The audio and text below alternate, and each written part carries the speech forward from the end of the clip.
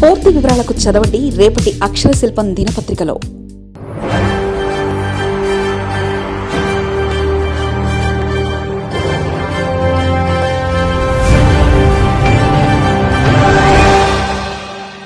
PoK ఎన్నికల రిజర్వేషన్ల చిచ్చు.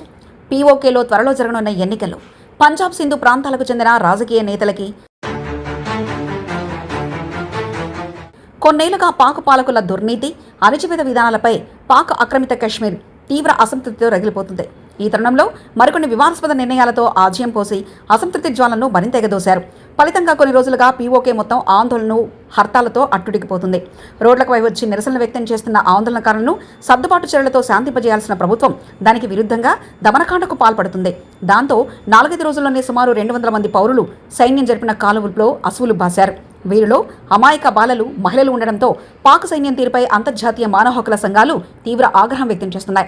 ప్రస్తుతం జరుగుతున్న నిరసనలకు, కాల్పుల ఘటనకు పీఓకేకు సంబంధించి పాక్ ప్రభుత్వం ప్రకటించిన రాజకీయ రిజర్వేషన్లే కారణమయ్యాయి.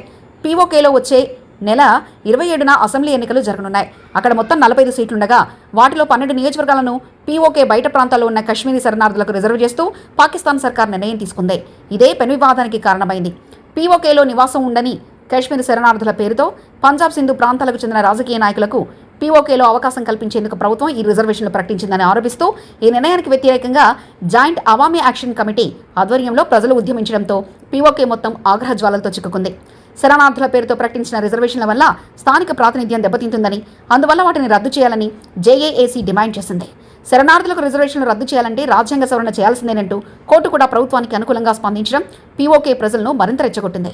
చాలా ఏళ్లుగా తమ ప్రాంత వనరులను తరలించుకుపోయి పంజాబ్ సింధు ప్రాంతాలకు అభివృద్ధి చెందిస్తున్నారని, తమకు కనీస సౌకర్యాలు కూడా కల్పించకుండా తృతీయ శ్రేణి పౌరులా చూస్తున్నారని ఆరోపిస్తూ 2023లో తీవ్ర ఆందోళనలు నిర్వహించారు.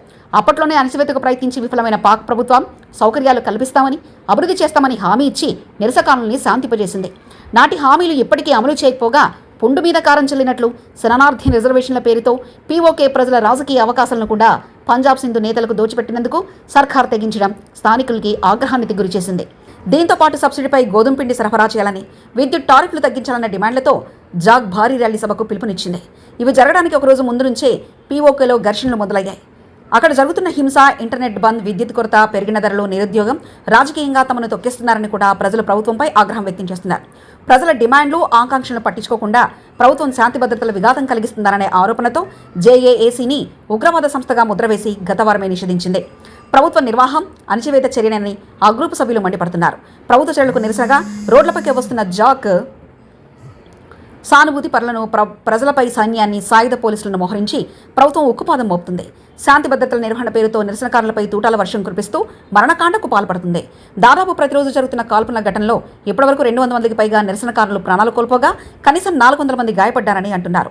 మరోవైపు 100 మంది పోలీసులు అరెస్ట్ చేసి జైల్లో పెట్టారు. అక్కడితో ఆగని పాక్ ప్రభుత్వం నిషేధించిన జాయింట్ అవామీ యాక్షన్ కమిటీకి చెందిన 4 ముఖ్య నాయకులను పరారీలో ఉన్న నేతలుగా ప్రకటించి వారిని పట్టుకోవడానికి కోటి పాకిస్తాన్ రూపాయలను బారూ బహుమతిని ప్రకటించింది. జాయింట్ యాక్షన్ కమిటీకి చెందిన షాకత్ నవాబ్ మీర్, ఉమర్ నజీర్ కశ్మీరీ, కవాజా మొహరన్ అర్షద్, సర్దార్ అమన్ ఖాన్ల ఆచూకీ తెలియజేసిన వారికి లేదా వారిని పట్టించిన వారికి ₹1 నజరానా ఇవ్వడంతో పాటు సమాచారం ఇచ్చిన వారి వివరాలను రహస్యంగా ఉంచుతామని ఆజాద్ జమ్మూ కాశ్మీర్ పీఓకే రాష్ట్రపతి కార్యాలయం ఓ ప్రకటనలో పేర్కొంది. పీఓకేలో జరుగుతున్న సైనిక దమనకాండ, పౌరుల ఊచకోతలు అంతర్జాతీయ కలకలం రేపుతున్నాయి. పీఓకేలో సర్కారీ స్పాన్సర్లు దాడులకు పొరుగు దేశమైన భారత్ తీవ్రంగా ఖండించింది. పాకిస్తాన్ ఆగడాలపై అంతర్జాతీయ సమాజం తక్షణమే స్పందించి అక్కడి పాలకులను బాధ్యులు చేయాలని భారత ప్రభుత్వం డిమాండ్ చేసింది.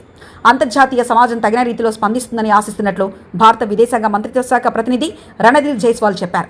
మరోవైపు పాకిస్తాన్ మానవ హక్కుల సంఘం కూడా ఉగ్రవాద నిరోధక చట్టం కింద జేఏఏసీని నిషేధించడాన్ని తప్పుపట్టింది. బలప్రయోగాన్ని పాల్పడడాన్ని గర్హించింది. ప్రజలు, రక్షక భటులు ప్రాణాలు కోల్పోవడం, ఇంటర్నెట్ ఫోన్ సేవలు నిలిపివేయడాన్ని హెచ్ఆర్సీపీ తీవ్రంగా ఖండించింది.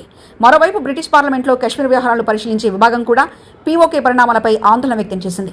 శాంతియుతంగా నిరసన తెలిపే హక్కు పౌరులకు ఉంటుందని స్పష్టం చేసింది. ఆ హక్కును తిరస్కరించడం కాకుండా వారి సమస్యలను పారదర్శకంగా పరిష్కరించాలని డిమాండ్ చేసింది. మరిన్ని కథనాల కోసం సబ్స్క్రైబ్ చేసుకోండి మీ అక్షర శిల్పం.